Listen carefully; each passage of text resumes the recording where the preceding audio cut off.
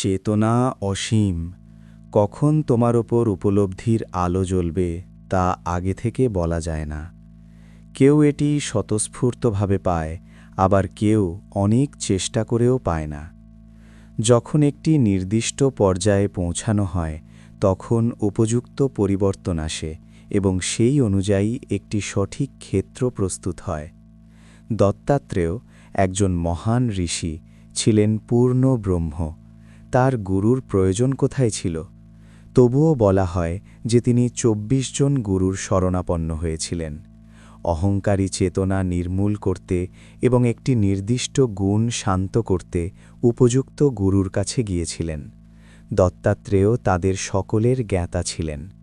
তুমি অনুভব করো যে তুমি আছো, এবং সেই আত্ম অনুভূতি সময়ের প্রকৃতি অনুযায়ী আচরণ করে। এর থেকে যে বিকার বা পরিবর্তন প্রবাহিত হয় তা হল মন। মনের বিকার থেকেই ভয় সৃষ্টি হয়। সামগ্রিকতার কোনো ভয় নেই। পৃথিবী হল স্থির প্রাণশক্তির গুণ। পৃথিবী থেকে অঙ্কুরিত বীজ নির্যাতিত, প্রহারিত, রান্না বা ভাজা হলেও মরে না। এই কারণেই তোমার বৃদ্ধি বজায় থাকে এবং ত্বরান্বিত হয়। পৃথিবী সব কিছু সহ্য করে, তাই সে শান্ত। শরীরের মধ্যে থাকা চেতনা হল শুদ্ধ চেতনা, আমি আছি। তার অসীম নাম। অজান্তেই তুমি জেনেছ যে তুমি আছো, এবং সেটাই ঈশ্বর। দেবদেবীর নামগুলো কেবল তার সাথেই সম্পর্কিত। জানার ভাবটি আসার আগে শান্তির অভাবের কোনো অভিজ্ঞতা ছিল না।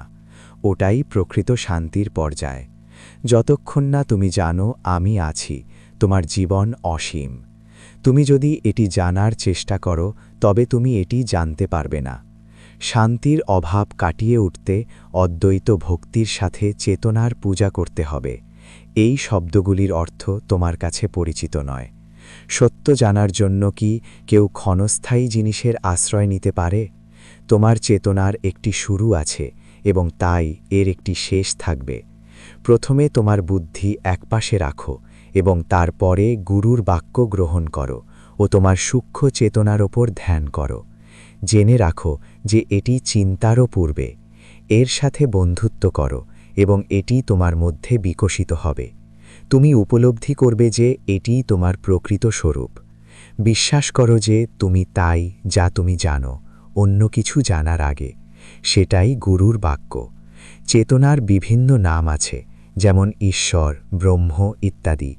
এটি কোনো প্রচেষ্টা ছাড়াই জানা যায় এবং অনুভব করা যায়। এর জন্য তোমার মন এবং শরীরকে উপেক্ষা করো। শব্দ মানে ব্রহ্ম, এবং তার আগের নিশ্চয়তা। এর অর্থ হল আমি আছি। গুরুর দেওয়া দীক্ষার মাধ্যমে সেই নিশ্চয়তা বজায় রাখো। শব্দ ধ্বনি থেকে আসে, যা আকাশ থেকে আসে। চেতনা আকাশের পূর্বে। একে ব্রহ্ম বা ঈশ্বর বলা হয়। ব্যক্ত বা প্রকাশিত বাস্তবতা।